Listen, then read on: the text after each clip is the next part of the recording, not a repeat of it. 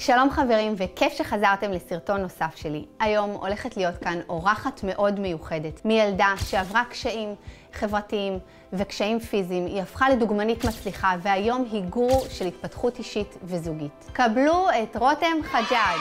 רותם, אהובה שלי, ברוכה הבאה, אפשר חיבוק? איזה כיף שבאת. תגידי, מה שלומך? את אימא טריה לרפאל, הבן השלישי שלך. ילדת רגע, ממש לא מזמן, לפני 3 חודשים. ואני עדיין רואה אותך לא מפסיקה לעבוד. תגידי לי, אין חופשת לידה? לא. מה, זה כי את בוחרת? בדיוק השבוע דיברתי על זה שלעצמאים אין חופשת לידה. אז זה כי זה עצמאית? גם כי זה עצמאית וגם כי, את יודעת, את לא באמת רוצה, כשאת רגילה לחיות בתוך לופ, את לא רוצה לעצור. את מרגישה שהאימהות שינתה אותך? אני חושבת שהאימהות הרגיעה אותי. היא נתנה לי המון שלווה. לפני כן היה לי כזה טירוף, רציתי לעשות הכל, לכבוש הכל, להגיע לכל, כאילו. ואז פתאום אליה שלי הגיע, והוא הפך להיות מרכז העניינים כזה. ואמרתי, טוב, אני יכולה לעשות הכל, אבל קודם כאילו, קודם אליה. קודם הדבר הזה, קודם הבית, קודם... יהיה זמן גם לדברים אחרים. כן. בעצם כל האימון הזה הגיע בערך עם הילדים, נכון? עם אליה. זה ממש היה עוד בייבי שנולד. כן.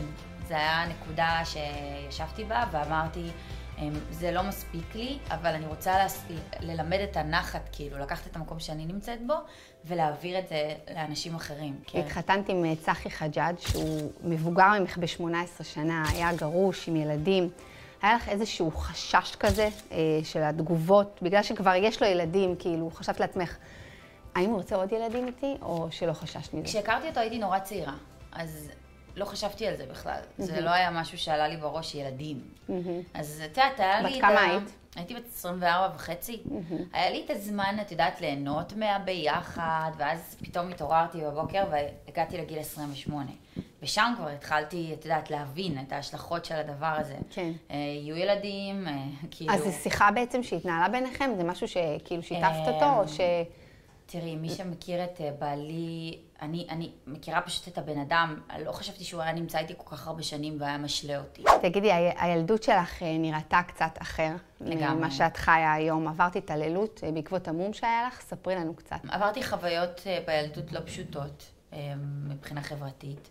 את יודעת, בכלל לילדים נורא קשה גם היום לקבל את השונה, אבל אני הייתי שונה לא במהות, הייתי שונה בנראות. אז זה היה נורא ניכר שיש לי איזושהי בעיה, כי הייתי באה עם ברזלים על הרגליים וכל מיני תוספות, הליכונים כאלה, את יודעת, והיו מצקים לי.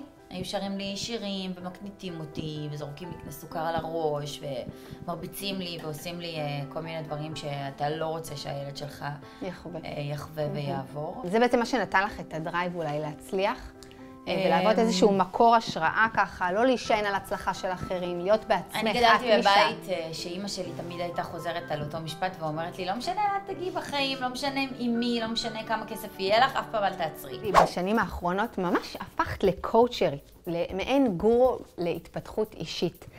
כתבת 2 רבי מחר ואת ממלאת אולמות שלמים בהרצאות שלך. איך את עושה את זה? תראי, אני עושה את זה היום באמת מתוך מקום שאני מאמינה שאני יכולה לעזור לאנשים אחרים. בעצם שליחות. כן. מה את חושבת שמבדל אותך בעצם האחרים? אני חושבת שקל מאוד לאנשים להגיע אליי, כי דווקא הם מגיעים ממקום מצקצק. מסתכלים עליי ואומרים, מה, היא נורא יפה, היא מדברת נורא יפה, היא מגיעה ממקום מאוד בטוח כלכלית, אז יותר קל לה. וזה שהם עוברים איזשהו שינוי תודעתי, מלהבין מאיזה מקום התחלתי ובאיזה מקום אני נמצאת, זה עוזר להם כבר לשנות את הבן אדם שהם, את התפיסה שלהם על אנשים בעולם. וזה מחבר אותם אליי, וגם במקום שאני מגיעה ממנו, שוואי, אני יכולה לשבת רגל על רגל ולא לעשות כלום. לגמרי, אני חושבת שזה בעצם הדבר הכי מחזק והכי מרים לך, והכי את יכולת עכשיו להתפנפן לך בכיף שלך, לא לעשות כלום, לא לעבוד, לגדל את הילדים שלך, כל היום להיות עם בעלך, ובעצם דווקא הדרייב הזה שלך, לרצות עוד, להפוך את זה למשהו יותר גדול, לשאוף עוד קדימה, לצאת עם הרצאות, לצאת עם ספרים, זה דווקא מראה את הרצון שלך לעמוד את בזכות עצמך. דווקא בגלל שאני מגיעה מהמקום המאוד בטוח, אני רוצה להראות לאנשים שכדי להגיע למקום מסוים אתה צריך לעבור דרך. שאל תישאר במקום הנוח שלך. וגם אם התחתנת בטוב, אז תראי, בעלי שמאוד מצליח. אני מרגישה חלק מההצלחה שלו, אבל ההצלחה שלו היא שלו. וההצלחה שלי היא שלי. ומאוד חשוב שלכל בן אדם יהיה את המקום שלו בעולם, כי אם אתה מרגיש שאתה חלק ממשהו, אבל אתה קטן בתוכו, לאט לאט זה לוקח ממך את כל הביטחון שלך.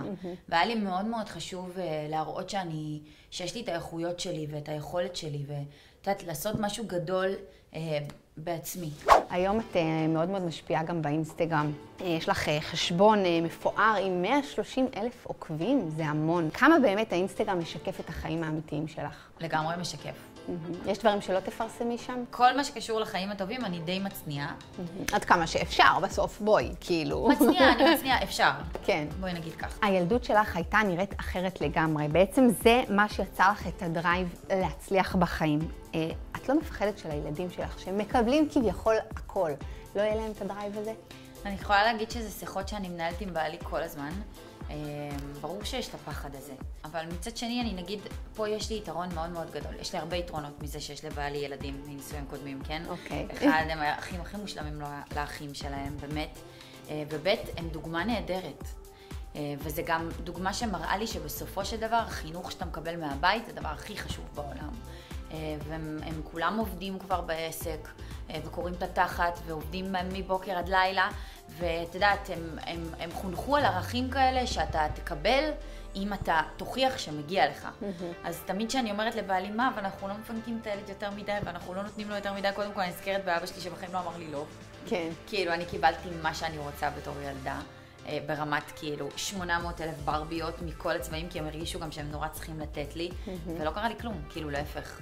יצאתי ממש סבבה, ואז זה בא לי אומר... היום זה ברביות, מחר זה ג'ינסים, אחרי זה טלפונים, אחרי זה רכבים, זה האוניברסיטה הכי טובה.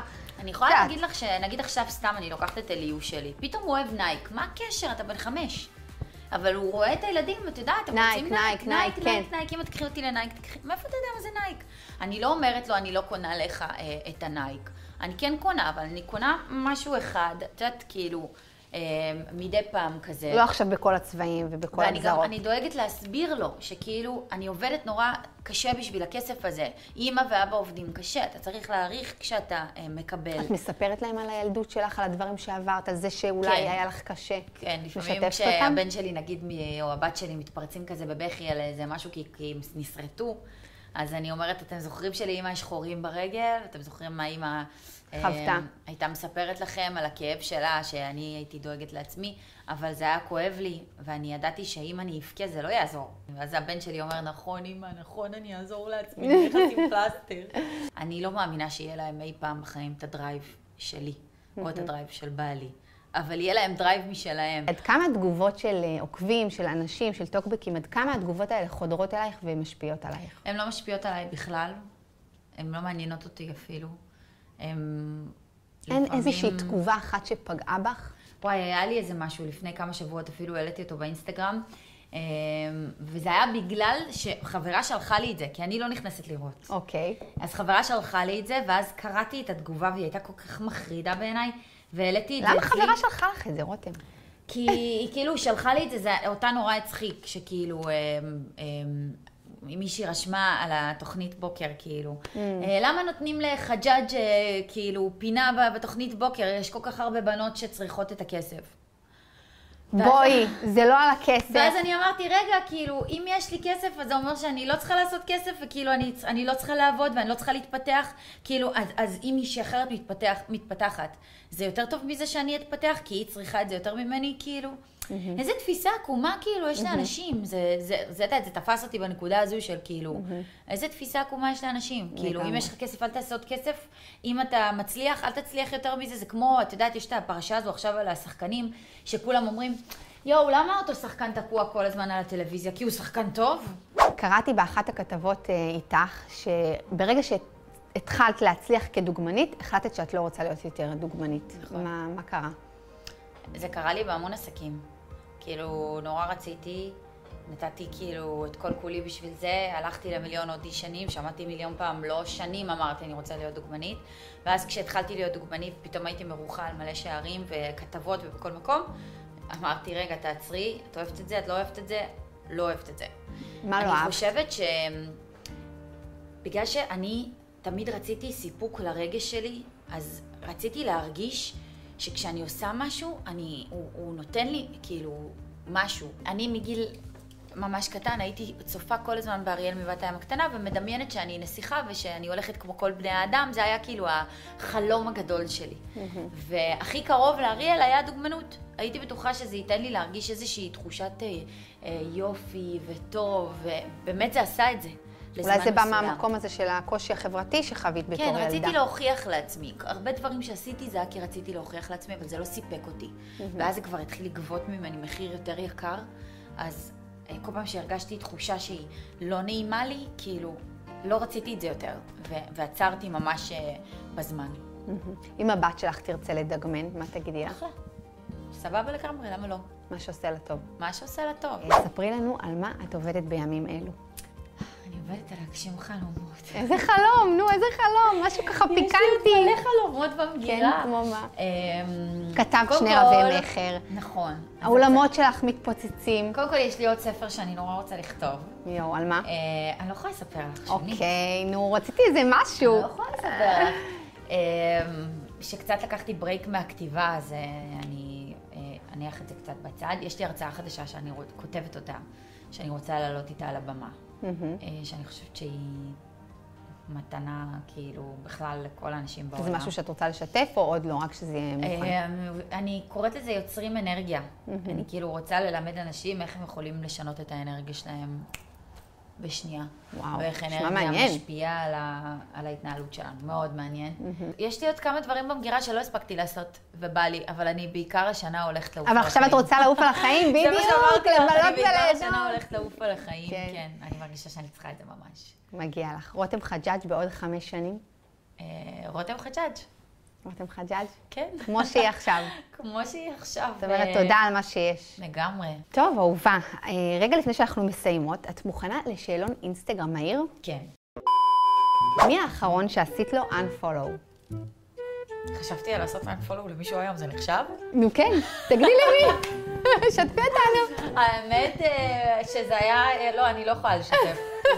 תגידי ברמזים, ברמזים. אני לא יכולה לשתף. מישהו שהתכנים שלו ממש מעצבנים אותי. באמת? כן, הוא כל הזמן יורד על אנשים, וזה נהיה תופעת רשת גם כן. גבר או אישה? זה חברים, לא לרדת על אנשים, למה? אני לפחות ברמה האישית רואה ברשת דברים מאוד לא טובים בשנה האחרונה. שזה נהיה נורא מגניב, לרדת על אנשים, לצחוק עליהם, להעביר עליהם ביקורת, לחכות אותם, כאילו, זה לא מגניב. זה לא מגניב, כי לא לכולם יש חוסן. וזה לא מגניב בעיניי, ואני לא אוהבת את זה. וגם זה מקבל המון אהדה, שזה הכי מפריע לי. שכאילו האנשים האלה, אני עובדת בשביל 130 ומשהו אלף עוקבים שלי, כאילו זו עבודה מתמדת, באמת זה הכי קשה בעולם, אימא'לה, לא קניתי בחיים עוקב, וזו צמיחה מטורפת וקשה. ופתאום אני רואה את אלה שצוחקים על אנשים, הם צומחים נורא מהר, ואני אומרת, יואו, זה מה שאנשים אוהבים היום? מי האחרון שעשית לו follow? משהו טוב. מי האחרון שעשיתי לו follow? אולי חשבון אינסטגרם מעניין, משהו שקשור לקולינריה, לתרבות, אולי משהו בחול. וואי, לא זוכרת.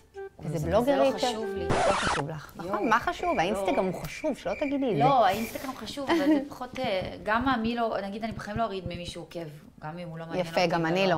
חסמת מישהו פעם? כן, ברור. כן? מה אתה מי? אני החוסמת האולטימטיבית. באמת? כן, אני חוסמת הראשית. Don't block me. כל מי שמעביר עליי דעה כזאת של צקצקנות מגעילה בעיקר על כסף, אני החלטתי שהקהילה שלי היא הקהילה שלי, ושמי שלוקח בה חלק זה אנשים שמעריכים את הדרך שלי. תמונה אחרונה שהעלית? חפשי איפה הטלפון שלך, גברת חג'אג'. של היום הולדת של הבן שלי נראה לי. אוי. כן. איזה כיף. תמונה אחרונה שתויגת בה? עכשיו מישהי תהיגה אותי עם קפה, קוראת את הספר שלי כמה. וואו, איזה מרגש זה. כן, לגמרי. יש לך חשבון פיקטיבי? כן, ברור. כן? ברור. די, לי אין, למה? ספרי לי, כאילו, מה זה, כאילו? למה? למה יש לי חשבון פיקטיבי? לא יודעת, לכולם יש חשבון פיקטיבי. למה? ספרי לי, אני גם אפתח, נו. למה? לא יודעת, יש לי חשבון פיקטיבי, לכולם יש, אני לא מגיבה או משהו, אבל יש לי. אז מה כאילו? האמת שזה חשבון שפתחתי כאילו עם חברה שלי, אילנה, שהוא היה חשבון שלה. ואז אני יום אחד לפני איזה 6 שנים רציתי לראות משהו, ואז היא אמרה לי, מה יש לך? יש לי חשבון פיקטיבי, שתמשי בו. פוטושופ, כן או לא? חד משמעית לא. חד משמעית לא. חד משמעית. קודם כל, הצטלמתי לשער של הספר שלי של קמה והולכת, ואז עשו לי כזה פוטושופ. אז התקשרתי לו, אמרתי לו, תגיד, למה עשית לי פוטושופ? אז הוא אמר, לא, היה לך איזה קשקושים שם. אמרתי לו, זה הצלקות שלי. אני כתבתי על זה ספר. כאילו, לא, בלי ריטושים, בלי עניינים. גם כשאני מצטלמת, השער האחרון שלי היה יחפה. אין פוטושופ. הודעה אחרונה בדיירקט, מה שלחו לך? הנה, מישהי רשמה שאתמול היא שמעה את הפודקאסט שלי, שהיא רצתה להגיד שמתוך 100 נקודות אדומות הייתי בזוגיות שהייתה בה 99 נורות אזהרה, שהייתי עיוורת מלראות. הספר שלך קמה והולכת גרם לי לקום וללכת ממערכת יחסים הנוראית הזאת. רותם חג'אג', איזה כיף היה לי. אהובה שאת, יואו. תודה רבה על הזמן. זה לא מובן מאליו שבאת לכאן. מקווה שנהנתם בדיוק כמוני. תודה רבה, אהובה. אני מאחלת לך שימשיך לך ככה להיות רותם חג'אג' כמו שאת רוצה, בהצלחה, בבריאות, עם הילדים שלך, עם בעלך, ושרק יהיה לך טוב. לכם צופים אהובים, תודה רבה שהייתם איתנו. לכל מי שלא מנוי לערוץ שלי, זה הזמן ללחוץ על כפתור הסאבסקרייב ועל כפתור הפעמון כדי לקבל התראה על כל סרטון חדש שעולה. אוהבת אתכם, ביי!